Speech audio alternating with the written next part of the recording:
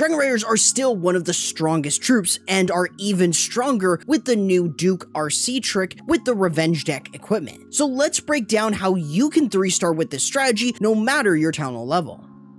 First things first, let's focus on each hero's best equipment for this strategy. Starting with the Dragon Duke, I recommend his Fireheart and Revenge deck. This is a powerful combo, especially with Ice Block spells, as it allows him to heal quite a bit while underneath the spell's huge damage reduction, while being able to reflect damage effectively to defenses around him. As for the Royal Champion, she prefers her Seeking Shield and Rocket Spear, especially as this allows her to clear out certain defenses in one shot, like cannons and Teslas, while weakening others to deal with them with the Rocket Spears. This overall extends the value of the Dragon Duke portion to get ample value and pathing for the Dragon Rider push. With the Grand Warden, I recommend his Eternal Tome and Healing Tome. More often than not, having protection and healing for the Dragon Riders and Inferno Dragons is very good to have, to keep more of the troops in the fray for as long as possible, to allow your troops to overwhelm defenses. Finally is the Minion Prince, as he wants the Dark Orb and Meteor Staff. This allows him to support your air push with the slow from the Dark Orb while dealing good damage throughout with the Meteor Staff. This allows him to be a great force to not only keep alive, but to also keep your troops alive while dealing with non-defensive buildings, enemy heroes, and guardians.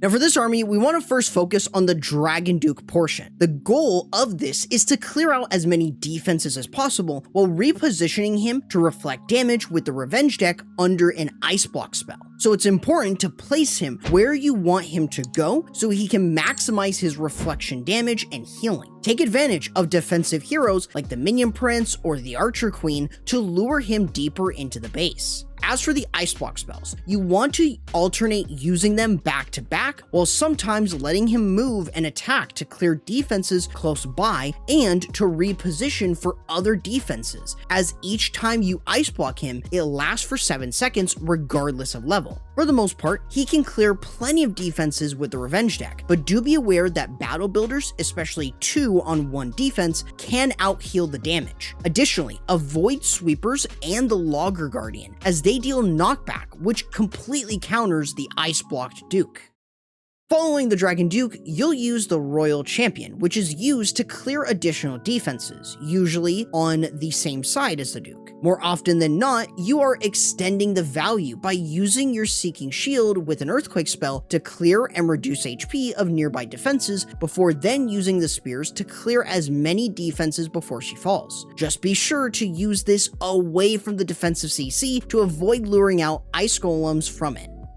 Finally is the Dragon Riders, but before you do so, be sure to funnel trash buildings from the side you cleared with the Duke and Royal Champion with a few baby dragons. This should help in controlling the pathing to prevent the Inferno Dragons from wandering. Additionally, you also want to funnel the other side with the Skywagon Siege Machine, as you want the Inferno Dragons to move behind your Dragon Riders for maximum value. This allows for you to send in the Ice Hound alongside the Dragon Riders and Inferno Dragons behind it with the help of the Warden and Minion Prince. As they all work in, use Tome spells to redirect damage away from your main push while using your Eternal Tome and Healing Tome to protect all your air troops in the base as they work towards the core. The Dark Orb slow is also very helpful here to minimize a lot of damage on your Dragon Riders and Inferno Dragons. You also have an Overgrowth spell to freeze a certain area of the base, whether it's to keep key defenses from doing too much damage until surrounding defenses are dealt with, or to control the pathing of your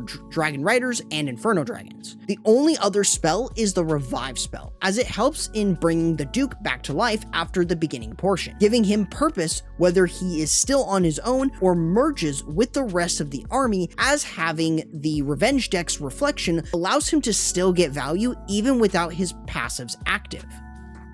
Now that you have an idea of how this army works, here's the army comp I'd recommend between Town Hall 16 and Town Hall 18 for this strategy. It's a fun and strong army that takes a bit of getting used to, but now let's give you a proper example to see how it all comes together to form an overwhelming 3-star. Now, for this attack, we want to start off with the Dragon Duke. You can use a balloon to look for what the Dragon Duke is going to go for, but you can obviously use the Ice Block spells with him with enough air targeting defenses within range. Keep in mind that he is healing from this, so you do want to try and use it every so often, not back to back, so he can still move around, reposition, and get plenty of value that way. You just want to make sure that you are using it before the auto ability goes off, so you're able to get plenty of value before you actually have to activate it. That way, what you're able to do is get a little bit more healing from his passive healing, not just from the Fire Hearts healing and the reflection healing that you get from the Revenge deck, but this should allow you to use your Ice Block spells effectively to get plenty of value. Just make sure that you use them every so often since they last 7 seconds, so just keep that in mind. You also have the Earthquake spell and the Royal Champion to use with her Seeking Shield and Rocket Spear to clear plenty of defenses and control a funnel for the Dragon Riders. Obviously, you want to clear out trash buildings on the outside with the baby dragons, but you also want to do this on the opposite side of your entry with the Skywagon, since it provides your CC troops alongside some spawns that really do help in funneling. Otherwise, we're going to use the Dragon Riders, the Ice Hound, the Inferno Dragons, all going through our main channel where we have a nice funnel set. This is where we have the Eternal Tome and Healing Tome to provide a lot of support for the Dragon Riders and Inferno Dragons as they're entering the core of the base. Having a revive spell for the Dragon Duke is also really nice to have, since he's able to provide additional value while also slowing down key threats like the Kegapult, for instance, in order to make sure that you're taking a lot less damage. Tome spells are used to redirect a lot of damage away from your main troops, and it allows you to keep a larger portion of your troops alive. You also have the Overgrowth spell to control pathing and to minimize a lot of damage for your Dragon Riders and Inferno Dragons, and once that expires, you do have additional spells to provide support, whether that is Freeze, that can basically stop all these defenses in your tracks. And with the Dragon Duke still alive, even when he's solo, you can get plenty of value with his reflection damage. This allows for Dragon Riders to be incredibly powerful. With how good the Revenge deck is with Ice Block, this allows for the Duke and Champion to extend value together to create proper pathing for the Dragon Riders and giving a strong option to an already strong troop. If you want to see other strong Revenge deck strategies, I recommend checking out this video right here, but YouTube says you might prefer this one instead.